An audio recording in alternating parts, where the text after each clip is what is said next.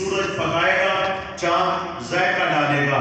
اس کی قدرت یہ ہے کہ بغیر کسی مدد کے جان دے بھی سکتا ہے، روح ڈال بھی سکتا ہے، روح نکال بھی سکتا ہے، لیکن اس کی مشیت روح ڈالنے کے لیے فرشتوں کو وسیلہ بنایا، نکالنے کے لیے فرشتوں کو وسیلہ بنایا، تو پتہ چلا اس کی قدرت ہے، سب کچھ کر سکتا ہے۔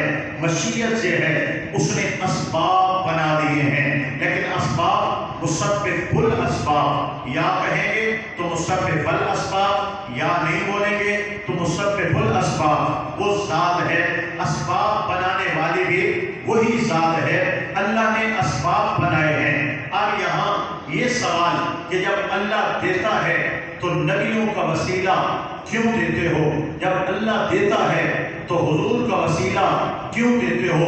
جب اللہ دیتا ہے تو مزارات کا وسیلہ کیوں دیتے ہو؟ تو جواب یہی ہے کہ اللہ کی قدرت ہے، وہ دیتا ہے، اس کی مشیت ہے، جب بھی دیتا ہے وسیلوں سے دیتا ہے۔ ذرا اونچا کر بھائی۔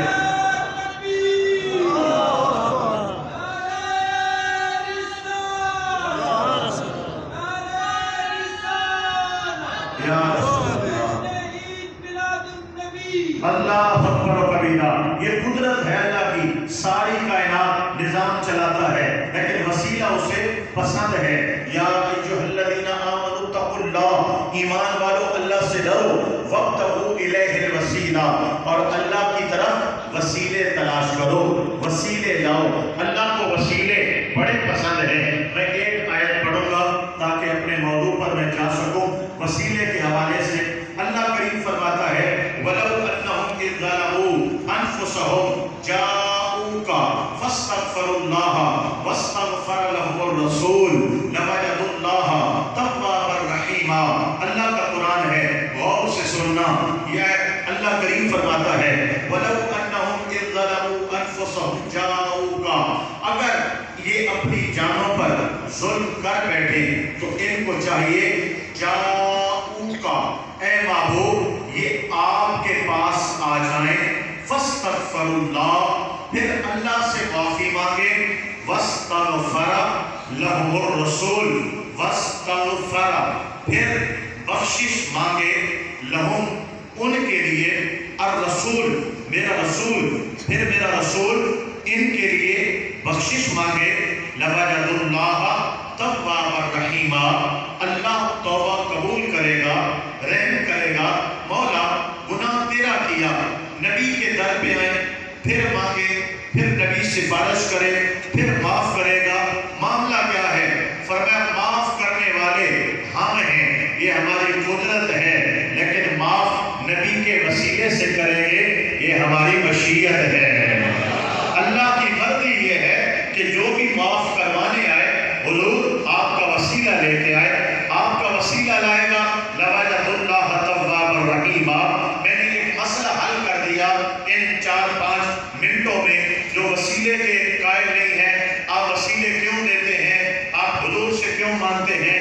آپ اولیاء کا واسطہ کیوں دیتے ہیں؟ بھائی اللہ کو وسیلے پسند ہیں، اس کی مشیت ہے کہ آؤ وسیلے لے کر آؤ، تمہارے دامن میں کیا ہے؟ گناہ کے سوا پیاروں کا وسیلہ دو گے تو میں نہیں دیکھوں گا، پیاروں کا صدقہ تمہاری دعائیں سنتا چلا جاؤں گا۔ دینے والا اللہ ہے، عطا کرنے والا اللہ ہے، بخشنے والا اللہ ہے، جھولیاں بھرنے والا اللہ ہے، شفائیں دینے والا اللہ ہے، رزق دینے والا اللہ ہے، لیکن جس کو دے رہا ہے صدقہ میرے مصطفیٰ کا دے رہا ہے۔ ذرا اونچا سبحان اللہ۔ لِتُؤْمِنُوا بِاللَّهِ وَرَسُولِهِ، اب جو اوکھا موضوع تھا وہ یہاں ختم ہوا۔ اب اس سے ذرا ہم اور سوکھے کی طرف، پھر بالکل سوکھے کی طرف آ جائیں گے۔ وَرَسُولِهِ، ایمان لاؤ اللہ کے رسول پر۔ اب یہاں بھی آپ کو 5-7 منٹ ذرا دماغ کو مرکوز رکھنا ہوگا۔ اللہ کے رسول پر ایمان لاؤ، حضور پر ایمان لانے کے بھی تقاضے ہیں۔ میں 2 پیش کروں گا کیونکہ پورے تقاضے نہ تو میں بیان کر سکتا ہوں اور نہ ایک رات میں بیان کیے جا سکتے ہیں۔ سنیے گا، آقا پر پہلا ایمان لانے کا تقاضا یہ ہے کہ حضور صلی اللہ علیہ وآلہ وسلم کو اللہ کا رسول مانا جائے، اللہ کا نبی مانا مانا جائے۔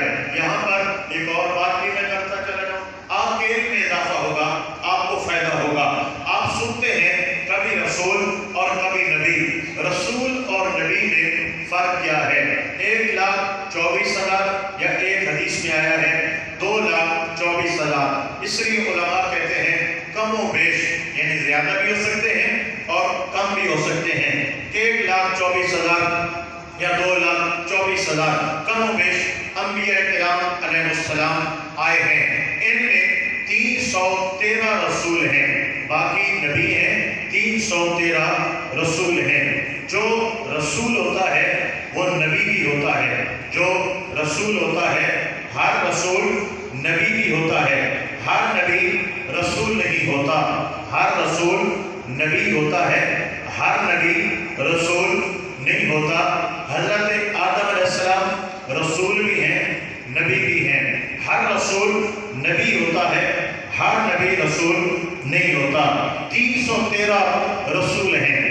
اب بڑا فرق کیا ہے رسول میں اور نبی میں؟ ایک فرق بتاؤں گا پھر بات آگے چلائیں گے۔ رسول اور نبی میں فرق کیا ہے؟ نبی آتے ہیں تشریف لے جاتے ہیں، رسول آتے ہیں تشریف لے جاتے ہیں، آتے ہیں تشریف لے جاتے ہیں۔ جو آنے والا پچھلی شریعت کو آگے چلاتا ہے، پچھلی شریعت کو فالو کرتے ہوئے آگے بڑھاتا ہے، وہ نبی ہوتا ہے، اور جو اپنی نئی شریعت لے کر آتا ہے اسے رسول کہا جاتا ہے۔ جو اپنی ذاتی شریعت اللہ کی طرف سے لے کر آتا ہے وہ رسول ہوتے ہیں، اور جو اسی شریعت کو آگے بڑھاتے ہیں وہ اللہ کے نبی ہوتے ہیں۔ ہر رسول نبی ہوتے ہیں، ہر نبی رسول نہیں ہوتے۔ میرے محبوب کریم پر ایمان لانا ہے، کس طرح؟ پہلا تقاضا آپ کو رسول بھی مانو، آپ کو نبی بھی مانو، ہو گیا یہ پہلا تقاضا۔ دوسرا تقاضا زبان سے بھی مانو، دل سے بھی مانو، اقرار باللسان و تصدیق بالقلب۔ تیسرا تقاضا نبی کریم علیہ السلام کو آخری نبی مانو، جو حضور کو نبی مانے، رسول مانے، آخری نہ مانے وہ مسلمان نہیں ہو سکتا۔ حضور کو صلی اللہ علیہ وسلم آخری نبی ماننا، اس عقیدے کو عقیدہ ختم نبوت کہا جاتا ہے۔ ختم نبوت، میں تھوڑی سی اس کی وضاحت کروں گا۔ عقیدہ ختم نبوت، آقا پاک پر نبوت کا سلسلہ ختم ہو گیا، اب حضور کے بعد قیامت تو آ سکتی ہے، دنیا میں نیا نبی آ سکتا نہیں ہے۔ یہ عقیدہ ختم نبوت ہے، اور یہ تو کہ قرآن سے ثابت ہے، ما کان محمد ابا احد من رجالکم ولکن رسول اللہ وخاتم النبیین وکان اللہ بکل شیء علیما۔ میرے محمد صلی اللہ علیہ وسلم تم میں سے کسی مرد کے باپ نہیں ہیں، یہ اللہ کے رسول ہیں اور دنیا میں آنے والے آخری نبی ہیں۔ لہذا قرآن نے آپ کو خاتم النبیین کہہ دیا، یہ ماننا فرض ہے۔ لہذا کوئی بھی ختم نبوت کا انکار کرے، آپ کے آخری نبی ہونے کا انکار کرے یا شک کرے، یا نبوت کے کسی جھوٹے دعوے دار کو مسلمان مانے یا اس کی نبوت کا اقرار کرے، مرتد ہے، بے دین ہے، کافر ہے، کلمہ پڑھے، نماز پڑھے، سجدے کرے، قرآن پڑھے، ختم نبوت کا منکر ہے، قطعاً مسلمان ہو سکتا نہیں ہے۔ فرمایا میری امت میں 30 کذاب دجال پیدا ہوں گے، کلہم یزعم انہ نبی، ہر ایک دعویٰ کرے گا میں اللہ کا نبی ہوں، لا نبی بعدی، میرے بعد نبی نہیں ہو سکتا، انا خاتم النبیین، مجھے اللہ نے دنیا میں آخری نبی بنا کر کے بھیجا ہے۔ مرزا غلام قادیانی ہندوستان کی دھرتی پر جو ہے اس کی پرورش ہوئی انگریز کی گود میں، مسلمان تھا، عالم تھا، مناظرے کرتا تھا عیسائیوں سے، یہودیوں سے، ہندوؤں سے، سکھوں سے، بلا کا مناظر تھا۔ پھر انگریز نے اس کو اپنے مقصد کے لیے استعمال کیا۔ اس نے پہلے محدث ہونے کا دعویٰ کیا، मुजद्दिद होने का दावा किया, शेखुल हदीस होने का दावा किया, उस्तादुल कुल होने का दावा किया, फिर आहिस्ता आहिस्ता उसने इमाम महदी होने का दावा किया, फिर कहा मैं हजरत ईसा लौट कर आया हूँ, उसने वो दावा किया, फिर उसने नबूवत का दावा किया, फिर उसने कहा कुरान जो कहता है मुहम्मद रसूलुल्लाह, मैं वही मोहम्मद हूँ, नऊज़ बिल्लाह सल्लल्लाहु अलैहि वसल्लम। और इस तरह मिर्जा गुलाम कादियानी के मानने वालों को कादियानी कहते हैं या मिर्ज़ई कहते हैं या अहमदी कहते हैं। 1954 में इनको काफिर करार देने के लिए तहरीक का आगाज हुआ। 1974 में आईनी तौर पे हमारी कौमी असम्बली में इनके खिलाफ बिल पास हुआ और एक आईन बना, जिस आईन का नाम है आईन तहफ़्फ़ुज़ ख़त्म नबूवत। आप भी बोलिए आईन तहफ़्फ़ुज़ ख़त्म नबूवत, यानी वो आईन जिसमें हुजूर की ख़त्म नबूवत की हिफाजत का इंतज़ाम किया गया है। और उस बिल के तहत इनको काफिर करार दिया गया। शनाख्ती कार्ड में इनका अलहदा मजहब का खाना रखा गया कि मजहब इस्लाम है, हिंदू है, सिख है, ईसाई है या कादियानी है। इस तरह की इबादत गाहें जहाँ मीनार हो, जहाँ मेहराब हो, इनके कायम करने पर पाबंदी लगाई गई। हमारा कलमा, हमारे हुजूर का नाम, दीन का कोई भी शियार यानी नमाज, वुज़ू, हाय, ज़कात इस्तेमाल करने पे इनमें पाबंदी लगाई गई, ताकि मुसलमानों के भेष में ये भेड़ियों पर कोई अपना ईमान साया ना कर सके। आज भी बड़े इदारों में, बड़े शहरों में, सरकारी, गैर सरकारी तालीमी इदारों में या दूसरे इदारों में या तिजारती मराकज़ में, कौमी असम्बली में या फौज के बड़े बड़े ऐवानों में, बड़े बड़े बलाओं में आज कादियानी मजबूत है, उनकी कुव्वत है, उनके पास जो है बड़े बड़े पौधे हैं। वजह इनकी सपोर्ट में, पुष्पनाही में बरतानिया है और आज भी इनका मरकज बरतानिया में है। ये चाहते हैं ये कानून बदल जाए, लेकिन नहीं बदल सकते। जब भी बदलना चाहा सरों पे कफन बांध के निकले हैं और लब्बैक या रसूल अल्लाह के नारे लगाए हैं और हुजूर के ख़त्म नबूवत पर पहरे दिए हैं और बताया है कि जितनी कुर्बानियां हमारे बुजुर्गों ने इस आईन के पास कराने में दी थी, उससे ज्यादा कुर्बानियां देंगे, लेकिन हुजूर की ख़त्म नबूवत पर पहरा देते रहेंगे। इस नारे को कहते हैं ताजदारे ख़त्म नबूवत। जिंदाबाद जिंदाबाद। ना इतनी बात सुन लो, तकरीर तो मैं शुरू क्यों नहीं की थी मेरे भाइयों? तकरीर शुरू करावनी ने तो कोई नारे शारे मारो, अच्छा आधा घंटा थी है, घंटा में सरकार थी सा, उस बाद 1 घंटा तकरीर होती। अगर तुसा नारा तकड़ा लाओ तो मैं होने शुरू करे ना तकरीर। जरा ऊंचे बोलो ताजदारे ख़त्म नबूवत जिंदाबाद जिंदाबाद। 2 दफा ताजदारे ख़त्म नबूवत, ताजदारे ख़त्म नबूवत, यानी हुजूर ख़त्म नबूवत के ताजदार हैं। जिंदाबाद जिंदाबाद। आज तालीमी इदारों में, सरकारी इदारों में, बाहर बड़े इलाकों में कादियानी जाल फैलाए हुए हैं। हमारे नौजवान तालीम हासिल करना चाहते हैं, ये वहाँ पर इनको अपनी आगोश में लेते हैं, लालच देते हैं। बड़े मीठे अखलाक वाले, जैसे वो है ना, आओ दीन की बातें करेंगे, ये ऐसे मीठी मीठी बातें करते हैं, करीब ले जाते हैं और फिर लोगों को बरगलाते हैं। नौकरी का लालच, छोकरी का लालच, वीज़े का लालच, पता नहीं क्या क्या करते हैं। मैं आपको बावर इसलिए करा रहा हूँ, अगर कोई अपनी औलाद को लाहौर, इस्लामाबाद या बड़ी यूनिवर्सिटी में, कॉलेज में या नौकरी के लिए कहीं भेजता है, कम से कम ये समझाओ कि बेटा आपकी दोस्तियां अपनी जगह, आपके ताल्लुकात अपनी जगह, लेकिन कादियानी वायरस से बचना है। इस वक्त रूए ज़मीन पर सबसे गलीज़ तरीन मजहब मिर्ज़ई है। अगर उनके झांसे में आ गए, ईमान ज़ाया हो जाएगा और पूरे खानदान को जो है वो तबाही और बर्बादी का सबब बन जाएगा। ये बावर कराने के लिए मैं ये अर्ज कर रहा हूँ। तो ये आईन है, जब जुल्फ़िकार अली भुट्टो इस वायदे पर दस्तखत कर रहे थे, जब ये आईन पास हो गया, बहस होती रही, कादियानी भी आए, मुसलमान भी आए, आपस में 3 दिन वहाँ पे डिस्कस होती रही। जब ये आईन पास हो गया और जुल्फ़िकार अली भुट्टो प्राइम मिनिस्टर थे, उन्होंने आखिर में फाइनल करना था, जब दस्तखत करने लगा तो उसके ये अल्फाज थे, मैं मौत के परवाने पर दस्तखत कर रहा हूँ। यानी उस पर इतना दबाव था कि अगर ये आईन पास हुआ तो तुम जिंदा नहीं बचोगे। फिर वही हुआ जुल्फ़िकार अली भुट्टो के साथ जो उसने कहा था। چند دنوں کے بعد لوگوں نے دیکھا وہ تخت تار پہ لٹکتا ہوا نظر آیا.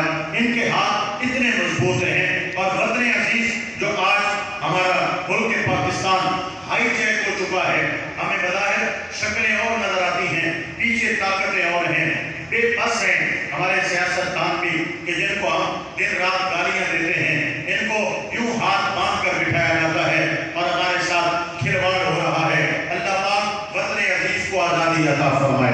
آمین تو بول دو. اللہ پاک مقبوضہ پاکستان کو آزادی عطا فرمائے. اللہ پاک ہمارے وطن کو خوشحالی اور ترقی عطا فرمائے. تو آقا پاک پر ایمان لانے کا یہ تیسرا تقاضا ہے, آپ کو آخری نبی مانا جائے. جس طرح اللہ کو نہ ماننے والا کافر ہے, حضور کو نہ ماننے والا کافر ہے, آقا پاک کو آخری نبی نہ ماننے والا بھی کافر ہے, مسلمان نہیں ہو سکتا. اب یہ اوکھا ٹائم آپ کا گزر گیا, لیکن میں نے بڑا سوکھا کر کے آپ کے دل دماغ میں بات اتاری ہے. اب آگے ذرا ہم اور سوکھی طرف آ رہے ہیں. ذرا بولو نا سبحان اللہ. اللہ کریم کے محبوب علیہ السلام پر ایمان لاؤ. ایمان لانے کا چوتھا تقاضا یہ ہے کہ رسول پاک علیہ السلام سے محبت کی جائے. حضور سے محبت کرنا ایسے ضروری ہے جیسے آپ پر ایمان لانا ضروری ہے. کوئی بندہ یہ سمجھے کہ ایمان لے آؤ, محبت کرو نہ کرو کام چل جائے گا, وہ غلط ہے, غلط فہمی میں ہے, دھوکے میں ہے, وسوسے میں ہے. نبی کریم کی محبت ایمان ہے, ایمان ہے, اصل ایمان ہے. میں پہلے قرآن کی آیت پیش کروں گا, پھر حدیث پاک پیش کروں گا. غور کرنا, اللہ کریم فرماتا ہے وَمِنَ النَّاسِ مَن يَقُولُ آمَنَّا بِاللَّهِ وَبِالْيَوْمِ الْآخِرِ وَمَا هُمْ بِمُؤْمِنِينَ. محبوب کچھ لوگ ہیں جو کہتے ہیں ہم اللہ پر ایمان لائے, ہم قیامت پر ایمان لائے, لیکن وہ بے ایمان ہیں. وما اور نہیں ہیں, ہم اور وہ بِمُؤْمِنِينَ مومن ایمان والے. معروف وما ہم بِمُؤْمِنِينَ وہ مومن نہیں ہیں. مولا کلمہ پڑھا ہے, نماز پڑھتے ہیں, تلاوت کرتے ہیں, قرآن پڑھتے ہیں, بے ایمان کیوں ہیں؟ فرمایا کلمہ پڑھا ہے, ان کے دلوں میں محبت مصطفیٰ نہیں ہے.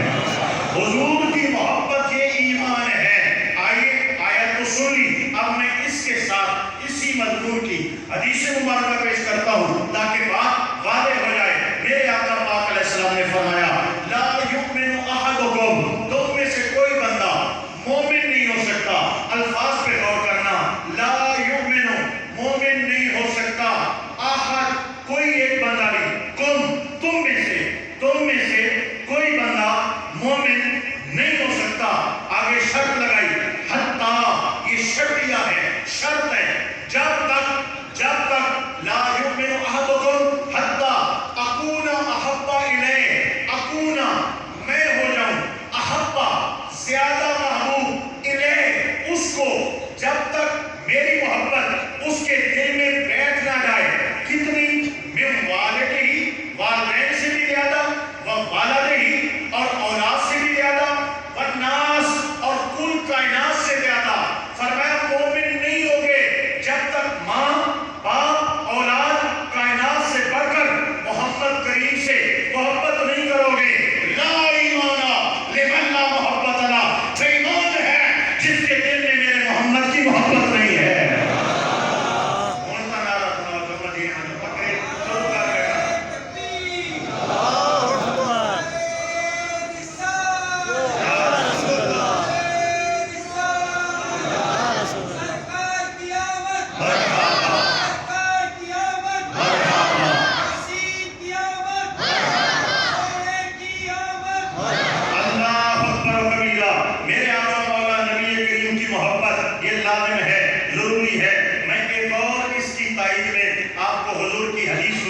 تاکہ بات ذرا اور پکی ہو جائے. مطلب عقیدہ مضبوط کرنا ہے نا, آپ کو بتانا ہے ہم جو حضور سے پیار کرتے ہیں یہ ہمارے ایمان کی مجبوری ہے.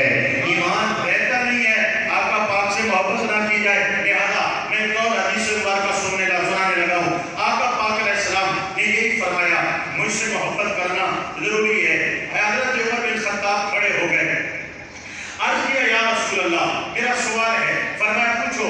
آقا ماں باپ سے پیارے, آپ اولاد سے پیارے, آپ دولت کے پیارے,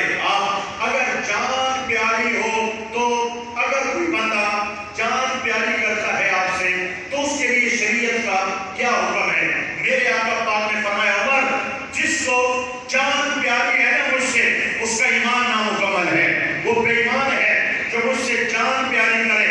حضرت عمر بن خطاب نے عرض کیا، یا رسول اللہ، میں اللہ رسول اور صحابہ کو گواہ بنا کے کہتا ہوں، مال سے پیارے آپ ہیں، جان سے پیارے آپ، اولاد سے پیارے آپ ہیں، کائنات سے پیارے آپ ہیں۔ وقت آیا عمر جان بھی دے دے گا۔ میرے آقا نے فرمایا، عمر جان کی بات تم کر رہے ہو، تمہارے کامل ایمان کی بات ہم کر رہے ہیں۔ پتہ چلا ایمان محبت مصطفیٰ ہے۔ جب تک حضور کی محبت جان سے زیادہ دل میں نہ اتر جائے، بندہ مومن نہیں ہو سکتا۔ یہ ایمان کا تقاضا ہے، ایمان کے لیے ضروری ہے۔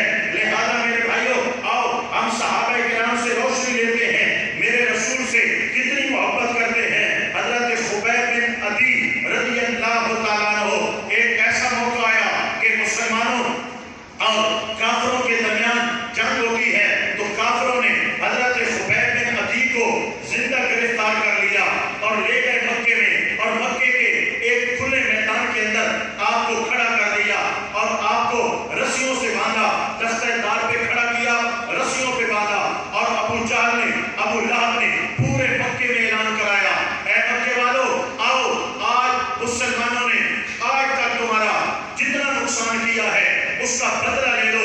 حضرت خبیب بن عدی پر ظلم کھاؤ، ٹکڑے کرو، کینٹیوں سے کاٹو، تلواروں سے کاٹو، چھروں سے کاٹو، کیسے بھی ظلم کر سکتے ہو، آؤ اس پر ظلم کرو۔ مکے والے ٹوٹ پڑے، آپ رسیوں سے بندھے کھڑے تھے، تختہ دار پہ کھڑے تھے، اور کافروں نے آپ کو گھیرا، سینکڑوں کی تعداد میں کافر آئے، آپ کی ذات پر ظلم کرنے کے لیے برچیاں لے کر آئے، تیر لے کر آئے، تلواریں لے کر آئے، کینچیاں لے کر آئے، اور آپ کے پاؤں کاٹتے ہیں، آپ کے جسم سے گوشت چھریوں کے ساتھ اتارتے ہیں، جیسے لکڑی کو چھیلا جاتا ہے اس طرح آپ کے جسم کو چھیلتے ہیں، آپ کے گوشت کے ٹکڑے، بوٹیوں کے ٹکڑے کاٹتے ہیں، اور آپ کھڑے ہیں، آپ وہاں پر جوان بن کے کھڑے ہیں، آپ فرماتے ہیں، ظالموں آج جو کرنا ہے کر لو، میں نبی کا غلام ہوں، تم اس لیے ظلم کر رہے ہو کہ میں حضور کو چھوڑ دوں گا، میں آقا سے بے وفائی کر لوں گا، تم میرے گوشت کے ٹکڑے کاٹتے ہو۔ آپ نے عربی میں وہاں پہ ترانہ پڑھا، نبی کا ترانہ پڑھا، جس کا یہ ترجمہ بنتا ہے، فرمایا آج کاٹو، میرے ٹکڑے کرو، میرے بازو کاٹو، میری زبان کاٹ دو، میرا سب کچھ آج ٹکڑے کر دو، واللہ بخدا میں کٹ جاؤں گا، میں ٹکڑے ہو جاؤں گا، میرا خون بہ جائے گا، لیکن میں محمد کی بے وفائی نہیں کر پاؤں گا، میں آ کر بھی حضور سے محبت کروں گا۔ حتیٰ کہ جسم کرتا رہا، آپ نے اف نہیں کی، آپ چلائے نہیں، آپ حضور کا ترانہ پڑھتے رہے، آپ کی زبان کو کاٹ دیا گیا، آپ کے کان کاٹ دیے گئے، آپ کی آنکھوں نکال دیا گیا، آپ کے چہرے کو جو ہے وہ مسخ کر دیا گیا، پورے جسم کو وجود ٹکڑے ٹکڑے ٹکڑے، بوٹیاں بوٹیاں ہوئی پڑی تھی، لیکن آپ نے آخری الفاظ زبان کٹنے سے پہلے بھی فرمایا، اگر جیوں گا تو مصطفیٰ کے لیے، مروں گا تو مصطفیٰ کے لیے۔ حضور کو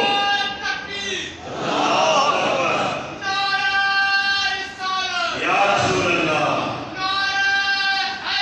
یا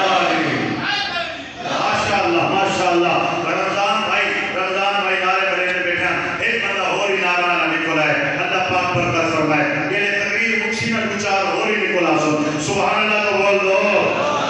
دوستو صحابہ نے جان سے بڑھ کر میرے آقا پاک علیہ السلام سے محبت کی ہے اور حضور سے پیار کر کے دکھایا ہے۔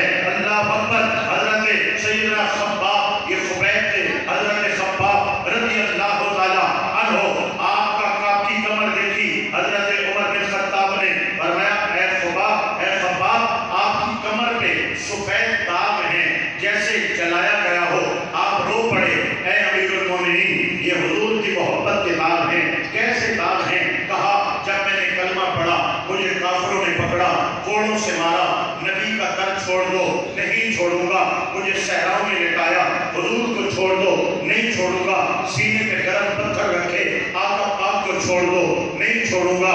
پھر آخر کیا کیا؟ ظالموں نے گولے منگاتے تھے، آگ جلاتے تھے، سرخ انگارے دہتے تھے، اور میری ننگی پشت کو لٹا دیا جاتا، انگاروں پر انگارے جلاتے تھے، جسم کڑپتا تھا، چربی پگھلتی تھی، چربی کے قطرے انگاروں پہ گرتے تھے، میں تڑپتا تھا، میری چربی پگھل پگھل کے انگاروں کو بجھا دیتی تھی. میں بے ہوش ہو جاتا تھا. جب مجھے ہوش آتا تھا سر پہ کھڑے کافر پوچھتے تھے اے خباب بتا حضور کو چھوڑے گا؟ تو میں جواب دیتا تھا ظالموں تمہاری آگ پر تڑپ تڑپ کر جان دے دوں گا لیکن نبی پاک سے بے وفائی نہیں کر پاؤں گا.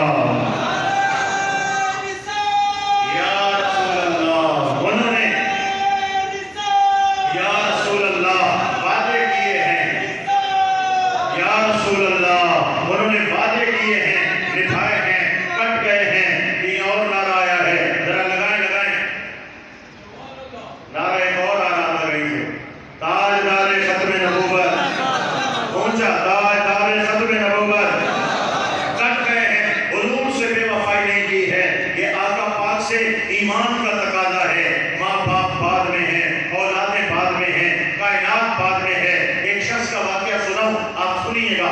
صحابہ کو کتنی محبت تھی. حضرت صہیب رومی رحمت اللہ تعالیٰ علیہ آپ روم سے آئے تھے. حضور نبی پاک سے محبت ہوئی, آپ کا سنا, لمبی داستان ہے. مدینے آ گئے, آقا پاک کا کلمہ پڑھا اور مکہ پاک آ گئے اور مکے میں رہنے لگے. اب آئے تھے تو خالی ہاتھ تھے لیکن کاروباری ذہن تھا. کاروبار کیا, محنت کی, مشقت کی. مکے میں کئی باغ بنا لیے اور زمینیں بنا لی, جاگیریں بنا لی اور دوسرے ملکوں میں تجارت کے لیے جاتے اور وہاں سے جناب والا نفع لے کر آتے. آپ کے پاس سونا بھی تھا, چاندی بھی تھی, اشرفیاں بھی تھیں, آپ کے پاس ہیرے جواہرات بھی تھے. مکے میں جاگیر, زمین, سب کچھ تھا.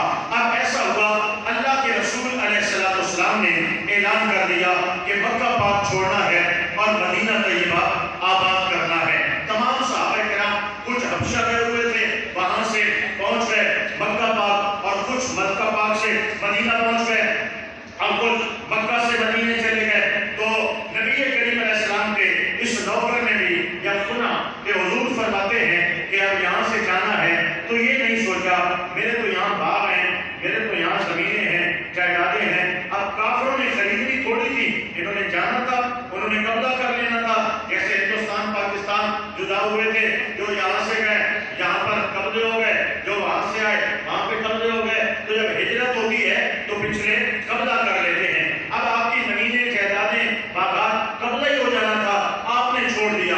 ایسا کیا سونا, چاندی, ہیرے, جواہرات جو کروڑوں میں تھے ان کو جمع کیا اور اپنے منہ پر کجاوا رکھا, سامان ٹھپا سنبھالا اور چل پڑے مدینے کی طرف. جب پائے گئے نا ابو جہل, ابو لہب اور ابی بن خلف, یہ ساری بلائیں آگے آ کے کھڑی ہو گئی. انہوں نے کہا جو ہے ولید بن مغیرہ, یہ سارے آ گئے. انہوں نے کہا اے صہیب کہاں جاتے ہو؟ فرمایا ہجرت کرنا ہے, یہاں تم رہنے نہیں دیتے, لہذا ہم مدینے جائیں گے. انہوں نے کہا مدینے تو جاؤ گے لیکن مسئلہ یہ ہے کہ تم ایک امیر آدمی ہو, رئیس آدمی ہو اور تمہارے جانے سے مکے کی معیشت خراب ہوگی. آپ ایک انویسٹر ہو اور بہترین انویسٹر ہو, لہذا آپ رہ جاؤ, کلمہ پڑھنا, نماز پڑھنا, تلاوت کرنا, جو مرضی ہے کرنا, ہم آپ کو کچھ نہیں کہیں گے, آپ یہاں رہ جاؤ. آپ نے فرمایا مجھے جتنی بھی آزادی دو نا, جہاں میرے مصطفیٰ نہیں ہے وہاں میں نے کیا کرنا ہے, میرا ایمان دل نہیں لگے گا. اگرچہ یہ اللہ کا گھر بھی ہے, مقام ابراہیم بھی ہے, لیکن میں نے تو حضور کے پیچھے جانا ہے, میرا جینا مرنا حضور کے لیے ہے. انہوں نے کہا کہ ایسا کرو کہ آپ آئے تھے تو خالی تھے, غریب تھے, یہ سارا مال آپ نے مکے میں کمایا ہے, مکے کا مال ہم آپ کے ساتھ نہیں جانے دیں گے. اب میرے بھائیو مال کتنا ہے, کتنے سالوں کی کمائی ہے اور بڑا پائے کا تاجر ہے, عام تاجر بھی نہیں ہے. ایک موتی جو اٹھایا ہے نا, لاکھوں لاکھوں کا ایک موتی ہے, موتیوں کی تجوری بھی ہے, ہیرے بھی ہیں اور جناب آپ کے پاس سونا